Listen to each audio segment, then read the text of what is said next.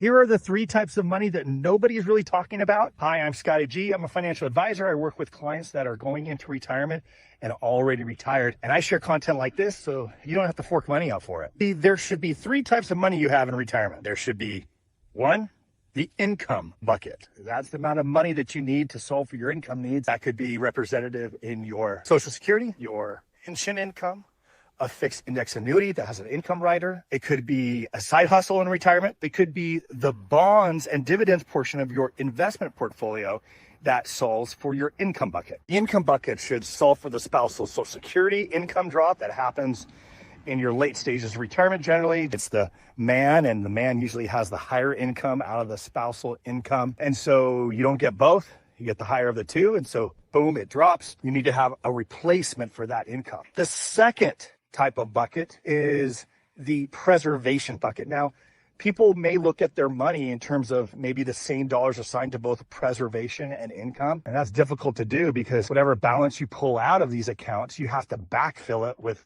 the money that you put in order to sustain your retirement. So there's strategies that you can do along the way that can solve for that over time that aren't as frequent. Things like new cars every 5 to 8 or 10 years, leaky roof, even healthcare issues as you age, like long-term care. This should be money that is slow and steady. It wins the race, but it's not money necessarily you're wanting too volatile. And the third type of money is the one that people often overlook, even when they're in their later stages of retirement, and that is growth. You have to combat the fact that the government has a lot of power with monetary policy. You see, the government has not really done a good job in terms of how they look at the fiscal policy.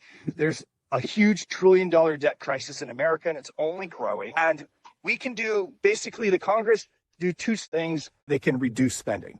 So the question might be is, what will they do? And the majority of people that I survey is most people agree they're going to increase taxes. What they don't realize is the government has a lot of creative ways of doing that. And some of the ways which are so slow, so gradual that you don't realize it's a tax, and that's inflation. You see, the government doesn't need to increase the tax brackets to protect the progressive tax code for you. All they need to do is just print more and more money, which means your money has less value over time, which means for 25, 30-year retirement, you're going to see major taxes in form of inflation later in your retirement. So you have to allocate a portion of your bucket for that risk, which is growth.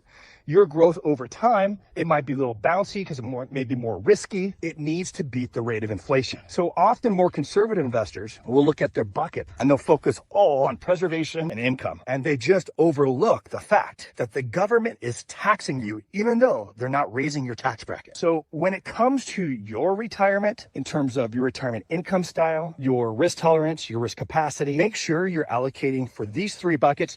If you want to learn more about this, reach out to me in my profile below. We have a first complimentary call. You can get some solid recommendations on where you're headed in retirement.